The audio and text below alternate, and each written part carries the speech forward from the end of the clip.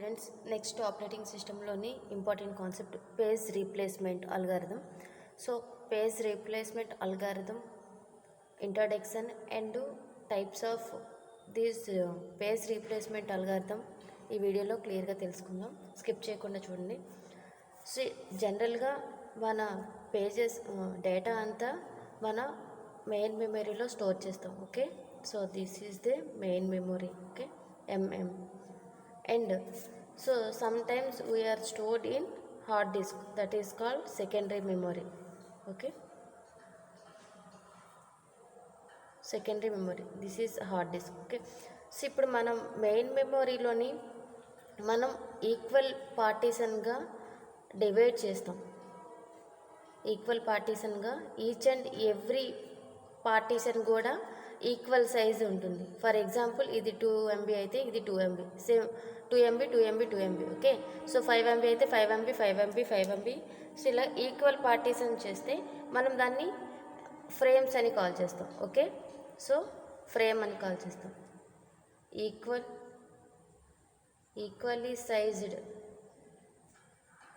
Equally sized parts of main memory.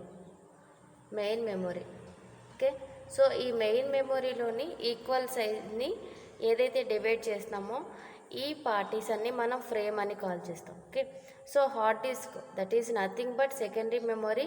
Okay, here we have some partitions like this.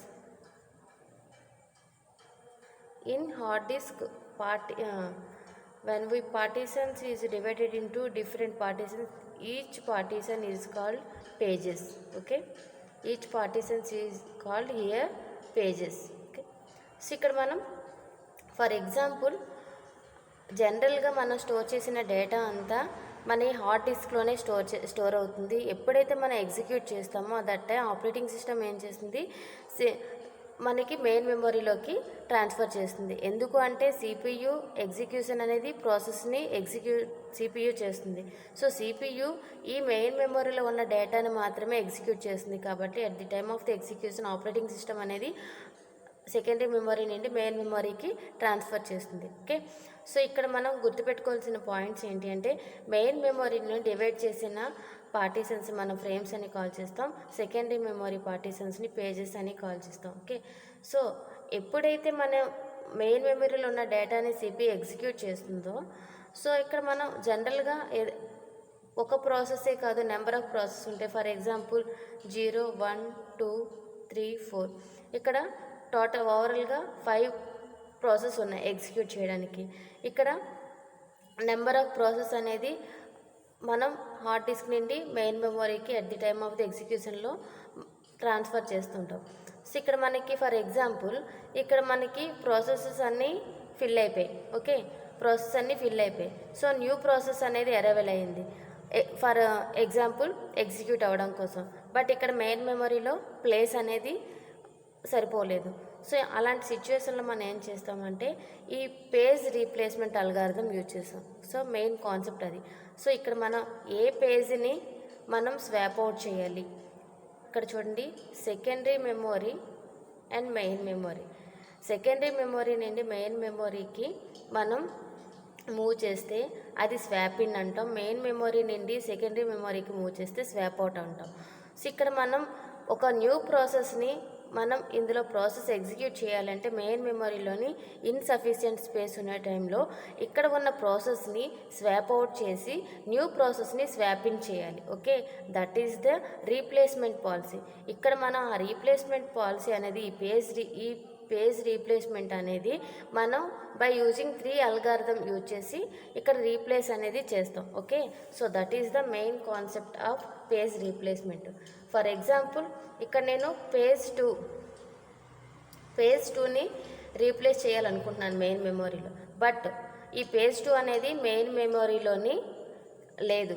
So అలాంటి situation ఏమంటామంటే page fault అంటాం. అలాంటి situation మనం ఏమంటాం, page fault అంటాం. ఇన్ కేస్ ఆ పేజ్ అనేది ఉంటే హిట్ అంటాం. ఓకే, సో ఇక్కడ మనం స్వాప్డ్ ఇన్ అంటే ఏంటో తెలుసుకున్నాం, ఫ్రేమ్ అంటే ఏమో తెలుసుకున్నాం, పేజెస్ అంటే ఏమో తెలుసుకున్నాం, పేజ్ ఫాల్ట్ అంటే తెలుసుకున్నాం కదా. సో ఇప్పుడు మనం ఈ పేజ్ రీప్లేస్మెంట్ అల్గారిథమ్స్ యూజ్ చేసి పేజ్ రీప్లేస్మెంట్ అనేది మూవ్ చేయడం తెలుసుకుందాం. సో ఇక్కడ 3 అల్గారిథమ్స్ ఉన్నాయి. First one FIFO, first in first out algorithm. Next LRU, least recently used. Okay, next third one optimal page replacement algorithm use చేసి, so ఇక్కడ మనం ఈ 3 అల్గారిథం యూజ్ చేసి పేజ్ రీప్లేస్మెంట్ అనేది చేస్తాం. సో ఇప్పుడు ఫస్ట్ వన్ ఫిఫో గురించి తెలుసుకుందాం. ఓకే, నెక్స్ట్ క్లాస్లో ఎల్ఆర్యు ఆప్టిమల్ పేజ్ రీప్లేస్మెంట్ గురించి తెలుసుకుందాం కంటిన్యూస్గా.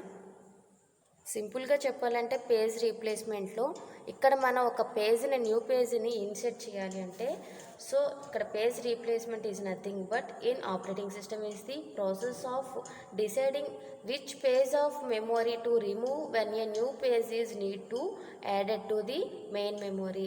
ఒక న్యూ పేజ్ని యాడ్ చేయాలి అంటే ఇక్కడ సఫిషియెంట్ పేజ్ లేకపోతే, సో ఇక్కడ ఉన్న పేజ్ని మనం రీప్లేస్ చేసి న్యూ పేజ్ని మనం ఇన్సర్ట్ చేయడమే ఇక్కడ పేజ్ రీప్లేస్మెంట్ కాన్సెప్ట్. సో ఇక్కడ మనం ఈ పేజ్ రీప్లేస్మెంట్లో ఈ 3 అల్గారిథమ్స్ అనేది యూజ్ చేస్తాం. ఓకే.